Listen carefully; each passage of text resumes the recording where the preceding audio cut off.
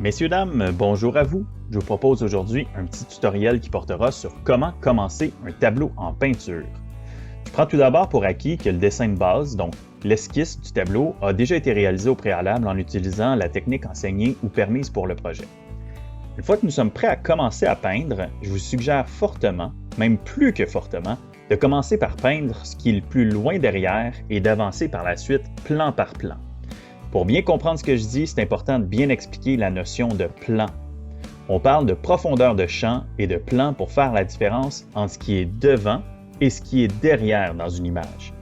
Donc, si on prend en exemple l'œuvre intitulée « Les Ménines », peinte en 1657 par l'artiste espagnol Diego Velázquez, on voit qu'au premier plan, donc ce qui est le plus près du spectateur, on retrouve le chien, de même que le tableau que l'artiste est en train de peindre. Au second plan, qu'on appelle également le plan intermédiaire ou encore plan moyen, on retrouve le groupe composé du peintre et des petites filles qui assistent à la scène. Finalement, en arrière-plan, on retrouve le reste de l'environnement où se déroule l'action. Si nous revenons à la toile en exemple, qui a été peinte par un jeune artiste du Montana aux États-Unis, Chuck Black, on voit que l'arrière-plan est constitué du ciel. Les montagnes au bas à droite sont au second plan et l'avant-plan englobe la chèvre de même que ce qui l'entoure. Lorsqu'on réalise l'arrière-plan, on tente tant bien que mal de contourner les éléments des autres plans. Toutefois, si cela est impossible ou si ça nous permet de gagner beaucoup de temps, c'est pas si grave de dépasser sur un élément d'un autre plan puisqu'on va le peindre plus tard, donc par-dessus nos coups de pinceau. Il faut toutefois s'assurer de voir nos lignes de tracé afin de ne pas perdre les repères qu'on s'était préalablement donnés.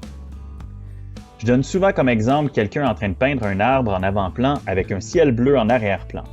Si le peintre commence par l'arbre, il devra ensuite s'armer de patience et du plus petit pinceau possible pour aller peindre le ciel bleu à travers toutes les feuilles de son arbre. C'est donc dans le but de vous faire sauver du temps que je vous donne ce conseil-là. Une fois qu'un plan est terminé, on peut passer au suivant. Il n'y a toutefois aucun problème à venir retoucher un plan terminé en faisant bien sûr attention de ne pas trop dépasser. Une fois les couleurs de base appliquées, on peut se lancer dans la finition. C'est à cette étape-là qu'on vient raffiner les détails, qu'on travaille les textures. On va donc utiliser un outil de précision, donc un très petit pinceau, et user de toute la minutie dont on est capable de faire preuve. Peindre un tableau se fait sur plusieurs étapes et prend habituellement beaucoup de temps. Vous verrez au final que la patience est une belle qualité d'artiste et qu'en étant minutieux, vous serez capable de créer des chefs-d'œuvre dont vous serez très fiers.